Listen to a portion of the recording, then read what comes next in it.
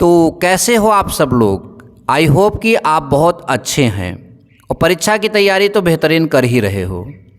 और तैयारियों में एक टॉपिक सामान्य हिंदी कक्षा 12 का है, जीवन परिचय और साहित्यिक परिचय। और आज के इस वीडियो में हम आपको साहित्यिक परिचय और जीवन परिचय जो है वो जयशंकर प्रसाद जी का बताने जा रहे हैं।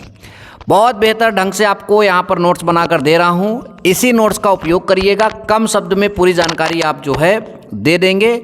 पहला काम होता है जो जीवन परिचय लिखना होता है वो एग्जामिनर का ध्यान अपनी तरफ खींचना।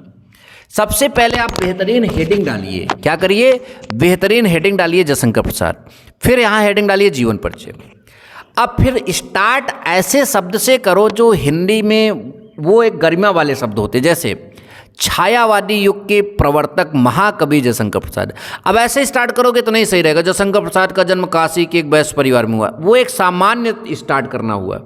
आप ऐसे स्टार्ट करो, छायावादी युग के प्रवर्तक महाकवि जयशंकर प्रसाद का जन्म काशी के एक वैश्य परिवार में 1889 ईस्वी में हुआ था। फिर से सुनिए, छायावादी युग के प्रवर्तक महाकवि जयशंकर प्रसाद का जन्म काशी के एक वैश्य परिवार में सन 1889 में हुआ था। इनके पिता का नाम देवी प्रसाद था। ये तंबाकू के एक प्रसिद्ध व्यापारी थे। बचपन में ही इनके पिता तथा बड़े भाई की मृत्यु हो गई थी। फिर सुनिए, छायावादी युग के प्रवर्तक महाकवि जयशंकर प्रसाद का जन्म काशी के एक वैश्य परिवार में सन 1889 में हुआ था। इनके जो पिता है उनका नाम देवी प्रसाद था।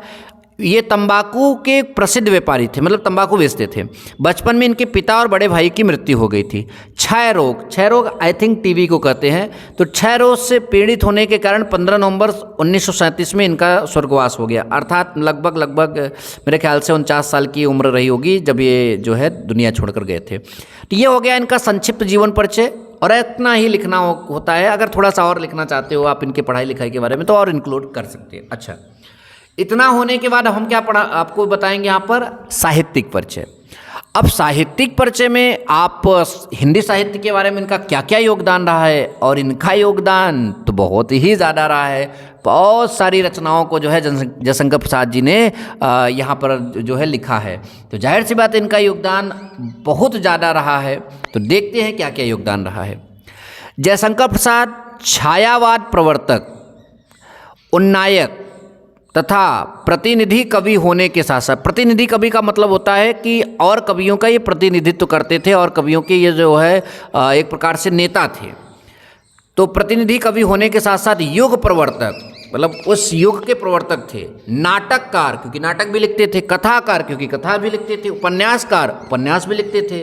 तो ये कवि होने के साथ साथ कवि के रूप में ही इनकी पहचान बनी है, नो डाउट।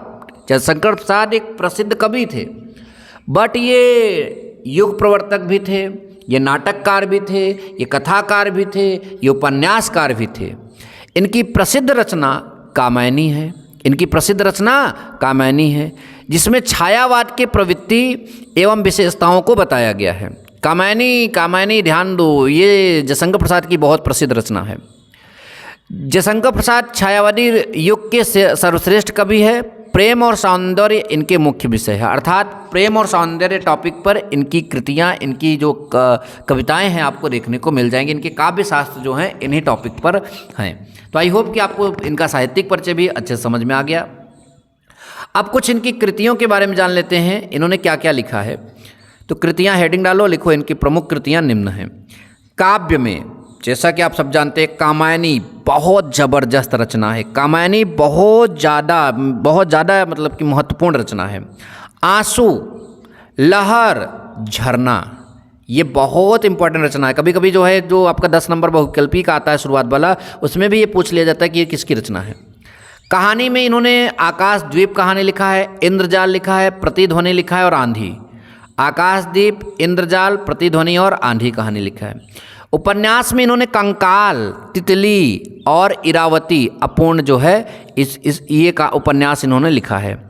निबंध में ये काव्य और कला लिखे हैं और चंपू में जो है ये प्रेम राज्य लिखे हैं। ठीक, तो ये इनकी जो है विशेष कृतियां हैं।